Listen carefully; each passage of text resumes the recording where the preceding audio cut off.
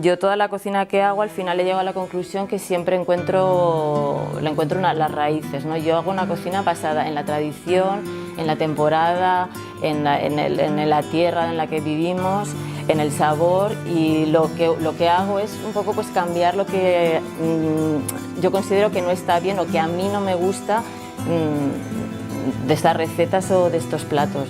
Pues bueno, nosaltres estem fent el restaurant que ens agradaria trobar com a clients, no?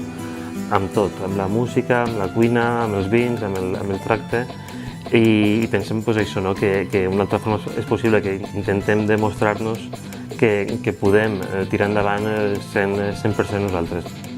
Pues bueno, tenemos 3 menús de degustación. Uno es el Intocables, que son platos que prácticamente están desde que abrimos, desde hace 8 años. Pues bueno, hay el ajillo, la gama del ajillo, hay el culán de pulpo, hay, bueno.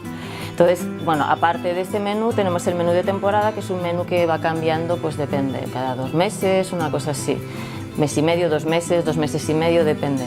Entonces, en este menú yo pongo, pues hago un menú de degustación con los productos que hay de temporada. Y luego tenemos un menú que lo llamamos Petit, que es más pequeño, que es un poco, bueno, pues, es para la gente que también no quiere comer tanto. Nosotros tenemos un menú a mediodía, tenemos un menú de 18 euros, que hacemos, bueno, hago platos más sencillos, digamos, ¿no? Más pensado para la gente que, bueno, pues que vas a comer a mediodía y tampoco siempre te apetece comerte pues yo qué sé, pues una ensalada con algo distinto, un pescado sencillo, algo a la plancha. Bueno, la veritat és que la cervesa és una beguda que és molt agraïda per la cuina. Hi ha un tema de frescor, d'alcohol, no? Això també és molt important avui dia que la gent té molta cura de veure quant d'alcohol beu. Això per una banda. Després, a nivell gastronòmic, és una beguda molt fàcil de maridar amb molts aliments, no?